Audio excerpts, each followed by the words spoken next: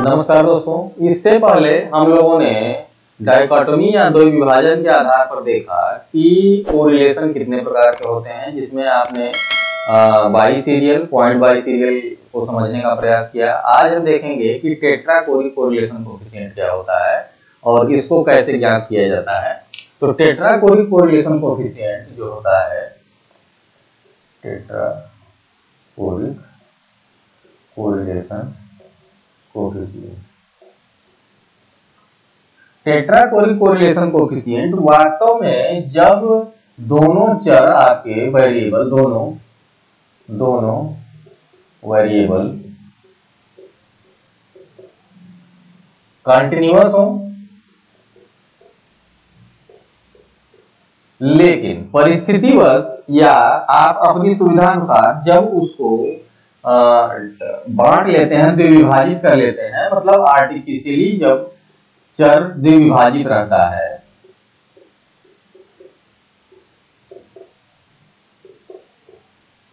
यहां पर artificial dichotomy होती है कि जब आप कृत्रिम रूप से चर को दो भागों में बांट लेते हैं तो वो कहलाता है आपका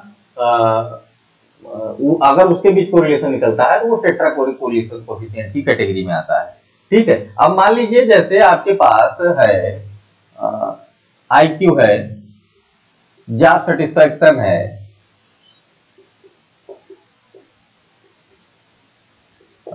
पर्सनालिटी है, अचीवमेंट है बच्चे का, और आपका एटीट्यूड है। ये सारे के सारे वर्ग जो है वेरिएबल हैं तो कंटिन्यूअस, लेकिन आप जब अपनी सुविधा अनुसार इसको दो भागों में बांट लेते हैं तो ऐसी स्थिति में जब इसके बीच कोरिलेशन निकाला जाता है तो वो टेट्रा कोरिलेशन कोएफिशिएंट ज्ञात किया जाता है। ठीक है, अब इसका जो है फार्मूला जो होता है, इसको डिनोट करते हैं RT से या R टेट्रा से।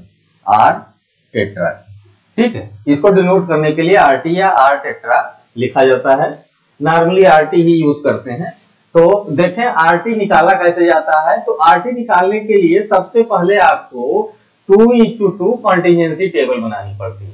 ठीक है, कंटीजेंसी टेबल बनानी पड़ती है।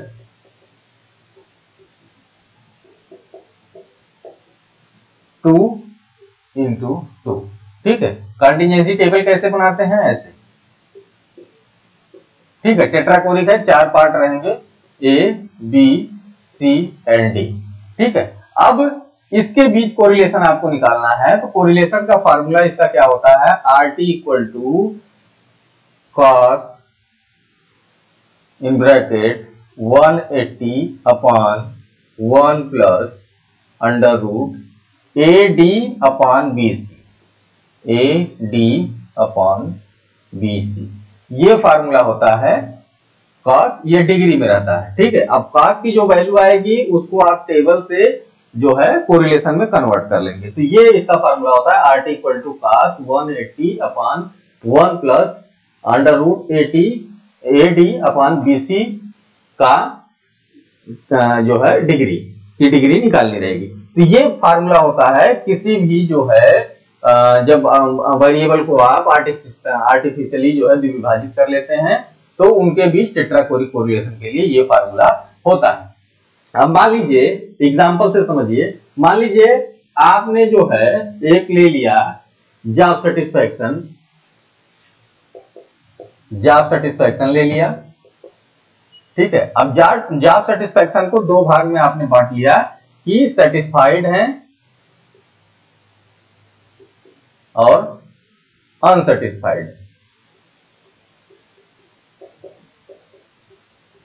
और इसी तरीके से मान लीजिए आपने ले लिया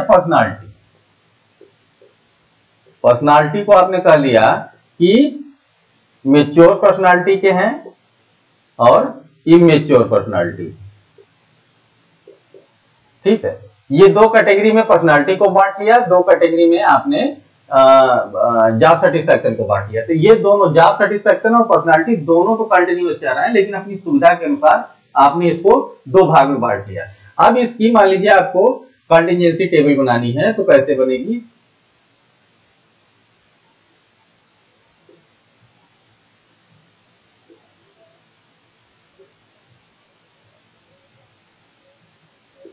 अब देखिए, ऐसे बच्चे जो सेटिस्फाइड और मेच्योर हों और ऐसे बच्चे जो सेटिस्फाइड और इमेच्योर, ठीक है, ये एक कैटेगरी हो गई। ऐसे बच्चे जो मेच्योर हो और अनसेटिस्फाइड हो, और ऐसे बच्चे जो आपके इनमेच्योर हो और अनसेटिस्फाइड हो, ये कैटेगरी आपने बना ली। मान लीजिए 100 बच्चों को आपने लिया, ठीक है, 100 बच्चों को लिया और 100 बच्चों के जॉब सेटिस्फेक्शन पे कुछ नंबर आए और पर्सनालिटी पे कुछ नंबर आए, तो उनके बीच कोरिलेशन निकालना रहेगा। तो अब जैसे मान लीजिए 40 और 20, और इसी तरीके से 15 और 25, ठीक है। 40 आपने जो है एक जॉब सेटिस्फेक्शन और एक पर्सनालिटी का बच्चों को टेस्ट दिया, उसमें देखा कि जो बच्चे जो है मेच्योर है, सेटिस्फाइड है, उनकी संख्या 40 है, और ऐसे बच्चे जो अनसेटिस्फाइड है और मेच्योर है, उनकी संख्या 20 है। इसी तरीके से आपने इमेच्योर बच्चे और सेटिस्फाइड 15 ले लिए और अनसेटिस्फाइड और इमेच्योर 25 ले लिए, ठीक है। अब इसको देख लें तो ये कितना हो जाएगा, 40 20 60, 15 25 आपका हो गया 40। इधर कितना हो जाएगा, ये हो जाएगा आपका 40 और 15 55, और ये हो गया 5 और 45, ठीक है। अब ये दोनों को जोड़ लेंगे तो 100 संख्या मिल जाएगी। इस तरीके से कंटीजेंसी टेबल बनती है। अब इसका निकालना है आपको टेट्राकोरिक कोरिलेशन कोएफिशिएंट। तो उसको निकालने के लिए क्या करना पड़ेगा, आपको सिंपल फार्मूला यूज करना पड़ेगा। फार्मूला क्या होता है, RT equal to cos 180 degree upon 1 plus under root AD upon B, इसको मान लीजिए A, इसको B, इसको C और इसको D, ठीक है, AD अपॉन BC, ठीक, ये डिग्री। तो अब आप इसमें सिंपल वैल्यू रख दीजिए बस और सॉल्व कर लीजिए, आ जाएगा आपका cos 180 degree upon 1 plus AD, देखिए A क्या है 40 और D क्या है आपका 25 बटे, ये क्या है B क्या है 20 इंटू C क्या है 15, ठीक, ये वैल्यू है आपकी। अब इसको सॉल्व कर लीजिए, आसानी से आपको जो है RT की वैल्यू मिल जाएगी। RT की वैल्यू जब इसको सॉल्व करेंगे तो ये आएगा cos 64 डिग्री, ठीक है। अब cos 64 डिग्री को अगर आप टेबल में देखेंगे, टेबल सिंपल होती है, मैं अभी लिंक में दे दूंगा, टेबल देखेंगे तो टेबल में RT की वैल्यू, RT cos 64 की वैल्यू आई है 0.438, ठीक है, 0.438। तो इस तरीके से ये आप RT निकाल सकते हैं। RT मींस टेट्राकोरिक कोरिलेशन कोएफिशिएंट, ठीक। तो इसको आप आसानी से निकाल सकते हैं। 2:2 कंटीजेंसी टेबल बनानी पड़ेगी, पहली शर्त है। दूसरा ये है कि आपका जो है दोनों वेरिएबल कंटिन्यूअस हो, लेकिन जो है परिस्थितिवश आप उसको द्विविभाजित कर लेते हैं या कृत्रिम रूप से द्विविभाजित कर लेते हैं। ऐसी स्थिति में टेट्राकोरिक कोरिलेशन कोएफिशिएंट ऐसे निकाला जाता है। तो ये टेट्राकोरिक कोरिलेशन कोएफिशिएंट है, इसमें कोई दिक्कत होगी तो बताइएगा। तब तक के लिए थैंक यू।